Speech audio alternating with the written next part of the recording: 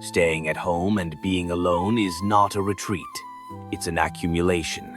It's the moment you're slowly gathering your energy, piece by piece, learning how to master yourself before stepping out to influence anything else. Kindness doesn't mean leaving the door open to everyone. True kindness is knowing when to close the door at the right time to protect the peace inside. There is a kind of power most people never recognize, the power that comes from disappearing. Not disappearing from the world, but disappearing from the noise, from meaningless conversations, empty praise, and exhausting competition that we mistake for life itself. We live in a time where everyone wants to be seen. Every day you have to post, to prove, to be acknowledged. But the more we try to be visible, the more we lose ourselves.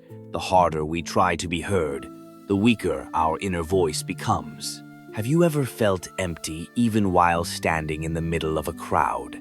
Not because you're lonely, but because your mind is being pulled in hundreds of directions at once. You no longer know what you truly want. You only know how to react to others. And then one day, you're tired. So tired that all you want is to shut everything down and disappear for a few days.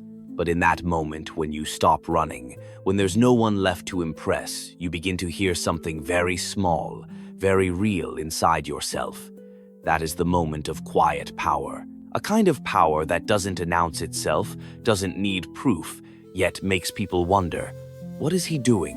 What is she preparing for? This video is about that power, the power of strategic solitude. Not isolation, not fear, but a phase where a person begins to see themselves again, rebuilds inner authority, and then returns to the world stronger, calmer, and deeper. Part 1. The power of stillness. There comes a phase in life when you realize you've been too loud, not with your voice, but with your chasing work, chasing praise, chasing the eyes and approval of others. Every morning you wake up and your mind is already being dragged around. What to do, what to post, what to prove. Yet the more you do, the emptier you feel. The more you try to be seen, the more you lose your sense of who you really are. I used to be like that, always trying to be everywhere, always reacting fast, replying immediately, showing up on time, afraid that if I slowed down even a little, I'd be forgotten. But one day, when all the noise stopped, no ringing phone, no waiting messages, I saw a clear truth. Most of what we call connection is actually just a string pulling us away from ourselves. Have you ever tried sitting still for an entire afternoon, doing nothing? No music, no scrolling, no talking. At first, it feels uncomfortable, like you're wasting time. But after a while, you begin to hear something you've long forgotten, your real voice. It's quiet, but very clear. It tells you what's truly wrong, what you've been trying to hide behind busyness. The world teaches us to act, to break through, to perform, but no one teaches us how to stand still. And in truth, standing still is sometimes the only way to see clearly. When you're no longer swept into other people's pace, you begin to see how the world actually works. You realize that behind all the excitement is a machine everyone is afraid of falling behind. So they keep running without ever asking where they're going. Stillness, when used well, is not weakness. It's how you regain control. Like a skilled chess player, they don't rush their move. They observe. They see the entire board. They wait for the opponent to reveal an opening. When you sit still, others grow restless.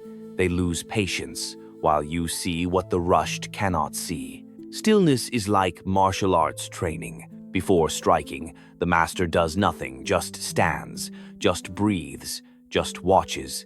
Yet within that stillness is a compressed force. From the outside, it looks like nothing is happening. But inside, energy is gathering. And when the moment is right, a single movement is enough to bring the opponent down. Life works the same way. Staying home, being alone, is not a retreat.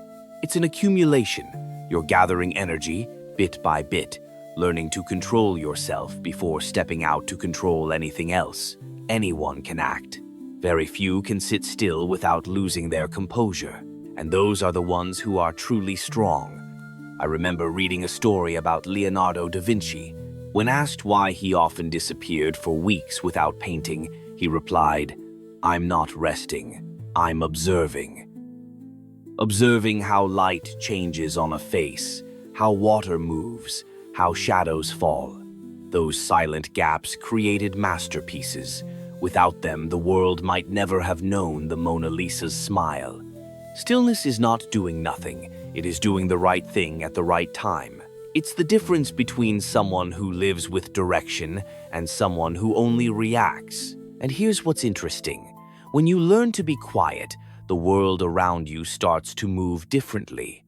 People grow curious. They don't understand what you're doing, and in that not knowing, they begin to respect you. Stillness makes you unpredictable, and unpredictability is magnetic. People aren't afraid of those who talk too much. They fear the quiet ones because they don't know what's happening inside your mind, what you're preparing. That uncertainty forces distance. In politics, in work, in relationships, this principle always holds true.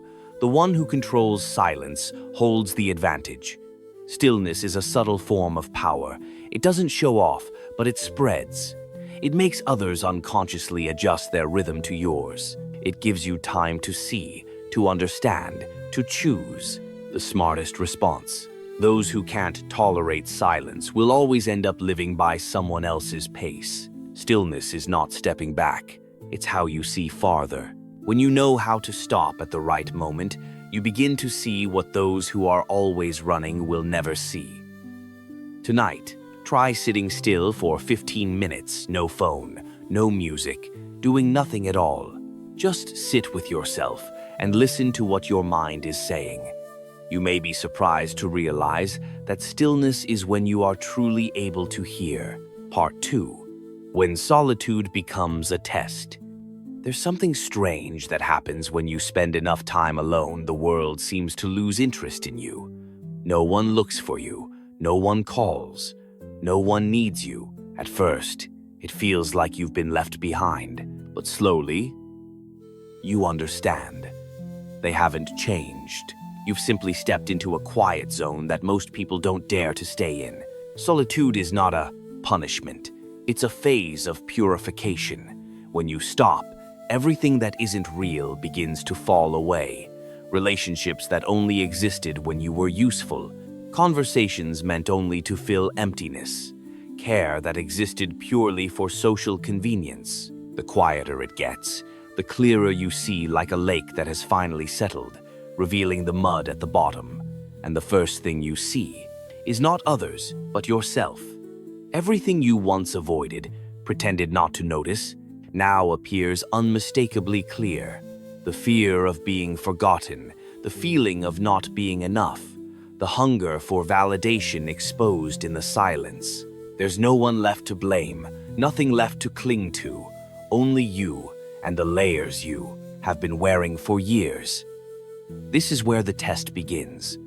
Most people give up here. They're afraid to stare into the mirror for too long, because mirrors don't lie. They don't just reflect your face, they reflect the emptiness inside. But if you're brave enough to look, to not run away, you realize that fear cannot destroy you. It only wants to be acknowledged. Once you stay with your fear, it loses its power over you. Solitude doesn't create a new you. It simply peels away the layers so you can return to your original self, like a woodworker sanding layer after layer until the real grain appears. At first, it's rough and raw, but the more it's sanded, the brighter it becomes. And you begin to see that some things you thought were your personality were really just temporary reactions. Some goals were only the desire to be seen once you looked closely. When the false layers fall away, what remains is something real, quiet, but clear. In this process, you learn something essential. Not reacting is also a form of response. The world will always test you. An unanswered message, a provocation, a silence that tempts you to speak. If you feel the need to prove yourself, You'll be pulled into someone else's rhythm, but if you step back just one beat, you force them to guess. And guessing is where power begins to shift. I once watched a friend. He was in business, always loud, always visible, everywhere. One day, he disappeared. No posts, no replies. People speculated, worried, and imagined. 6 months later, he returned with a new project, clean, powerful, 10 times more compelling than before. When I asked why, he simply said, "I realized I was talking too much about things I hadn't fully understood." Silence gives you back what noise takes away. Clarity. When you stop performing, you start observing. When you stop proving, you begin to understand. And when you no longer need to be liked, you finally become valuable. Solitude teaches what crowds never can, how to move forward without applause and still know you're on the right path. The strongest people I've ever met all share one trait: they know how to be alone without feeling lonely. They don't escape through entertainment or socializing. They can sit in a quiet room for hours, just listening to their own thoughts. From that patience comes depth, because the more clearly you understand yourself, the harder you are to control. Sometimes you have to step back to see the whole picture, like a mountain climber. No one runs uphill non-stop. They pause, look into the distance, then choose the next path.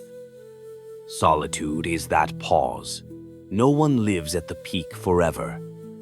There are seasons when you must disappear to grow roots, and when the roots are deep, the flowers bloom without needing applause. Solitude is not disconnection. It is reconnection with yourself. When you dare to face fear without escaping, fear loses its grip. Spend one day without seeing anyone. Don't post, don't reply. Just observe how you feel when no one is confirming your existence. That initial emptiness is the first lesson in inner strength. Part 3. Invisibility and the art of control. Once you grow comfortable with stillness, something interesting happens. You become invisible. Not because you vanish, but because you stop reacting the way you used to. You stop sharing everything, stop explaining, stop needing to be understood. And that's when others begin to guess. They talk, they speculate, they imagine who you are, what you're doing, what you're planning. They no longer know where you stand, and in that uncertainty, power quietly forms. The modern world teaches constant visibility, as if disappearing for a while equals failure. But the more visible you are, the easier you are to read. If someone can predict how you'll react, they can control you. When you step out of the crowd's rhythm, you become unpredictable. And unpredictability is the natural armor of power. People aren't afraid of the strong. They're afraid of the quiet ones they can't understand. I once knew a boss like this. In meetings full of loud debate, he barely spoke. He simply watched, occasionally nodding. The room would go quiet, because no one knew what he was thinking. When he finally spoke, just a few sentences were enough to steer everyone in his direction. He didn't need to impose. He only needed to wait. I learned from him that silence is not passive, it's how you get others to reveal themselves. When you stay home, you don't just leave the world, you observe it from a distance. You start seeing patterns. Who manipulates whom? Who craves attention? Who fears being forgotten? These things were always there, you just couldn't see them when you were too close. Like being inside a crowd, you don't notice the noise. Step away, and it becomes painfully loud. From a distance, you see that most human behavior isn't driven by purpose, but by fear. Fear of falling behind. Fear of judgment. Fear of not being enough. Once you see that, you stop comparing. You realize that speed doesn't equal direction. Some people are just running away from themselves. Invisibility gives you what crowds lose: the freedom to choose your own pace. You don't have to reply immediately.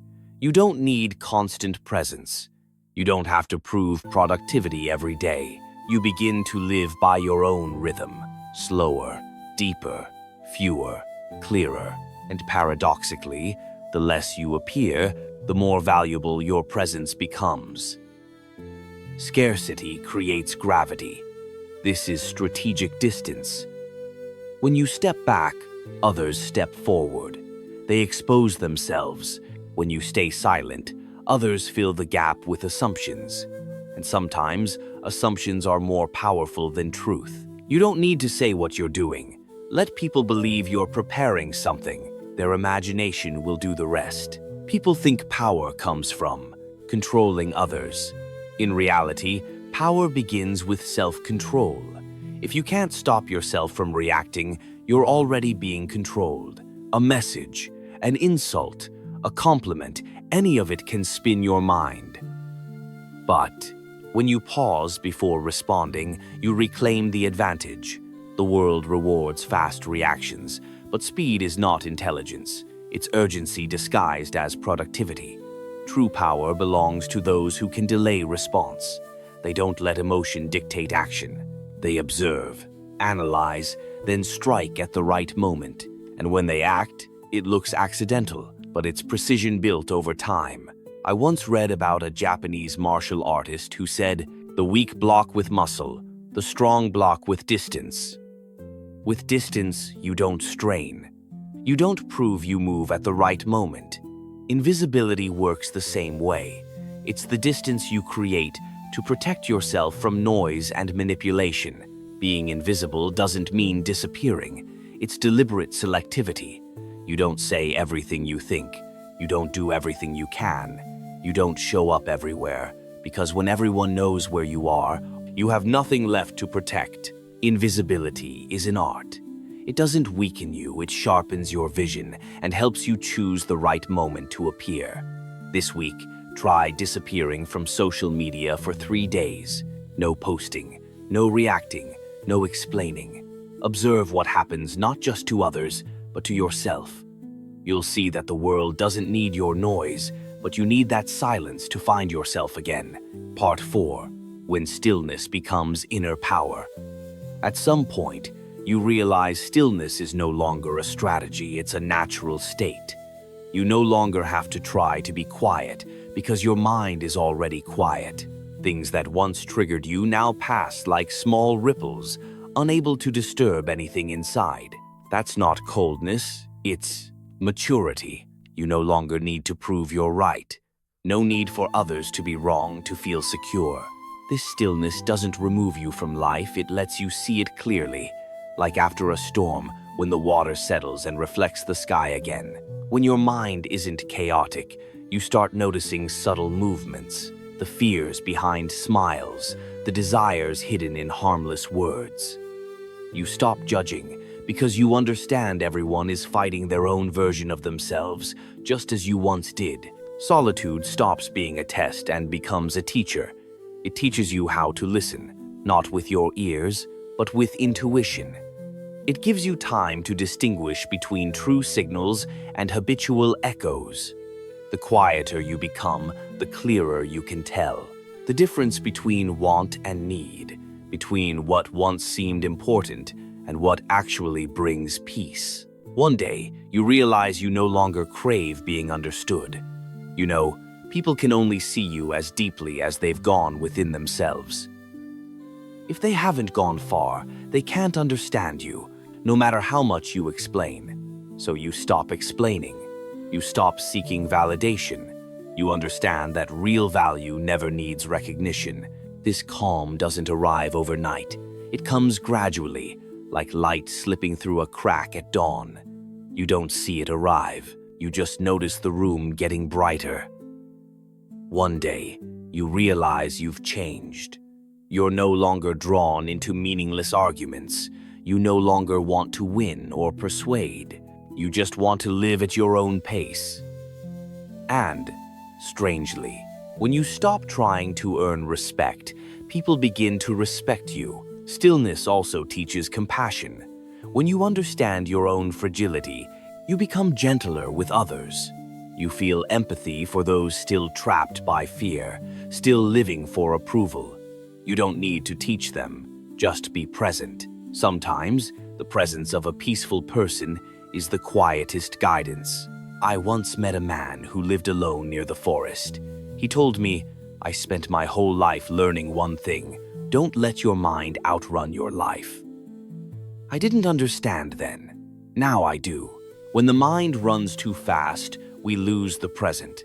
When we slow down, everything regains, meaning the wind, the light, a glance, a sentence. And in that clarity, wisdom grows. Stillness isn't avoiding the world. It's returning to it with a different posture. No fear, no rush, no craving. You still act, still speak, still live, but not to be noticed, only to be real. People think power lies in influence, in making others listen, but the deepest power is not needing anyone to listen and still remaining at peace. That kind of power doesn't impose, it transforms others simply by being present. Stillness doesn't dim you, it makes you brighter. When your mind is calm, the world adjusts to your rhythm. Each morning, before touching your phone, sit quietly for 3 minutes and just breathe. Feel your heartbeat. Listen to the wind or birds. Begin the day in silence, and you'll find that nothing can disturb your peace that day. Part 5. When you return to the world. One day, you'll feel calm enough to return, not to prove you've changed, but because the chaos inside has settled. You no longer need to be seen or heard. You step out not to follow others' rhythm, but to bring your own into the world. And strangely, when you stop seeking attention, people begin to notice you. The difference isn't in your words or appearance, it's in your energy. You become steadier, grounded, weightier. Others feel it, even if they can't name it, like water that has flowed through deep channels. Quiet, clear, powerful. You no longer argue to win or speak to be heard. You speak only when needed, and when you do, people listen. The world is the same, but you are not. Things that once triggered you no longer reach you. You choose who enters your space, what deserves your energy. You understand that kindness isn't opening the door to everyone. True kindness is knowing when to close it, to protect your peace. After enough seasons of solitude, you learn how to stand in a crowd while keeping stillness inside. You don't need to leave the world anymore. The world no longer has the power to pull you apart. The fortress you once built with walls now lives in your mind. You carry it everywhere like an invisible armor.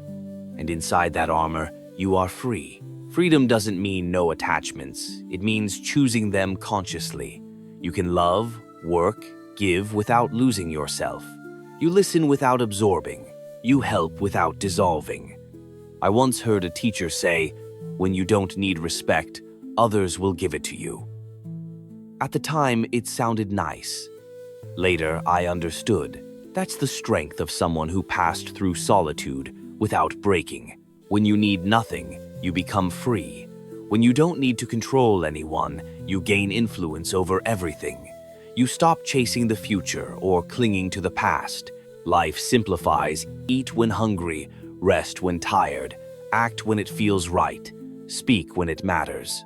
Life returns to its essence, not a race, but a quiet, deep unfolding. And in that simplicity, you understand real wealth, not having more, but needing less. Others may not understand you. They may call you cold, distant, unpredictable, but you no longer feel the need to explain. Sometimes misunderstanding is the best protection for what's pure inside you. Those who understand don't need words. Those who don't, words are useless. The world worships noise, yet it's guided by those who know silence, people who aren't loud, aren't rushed, but appear at the right moment.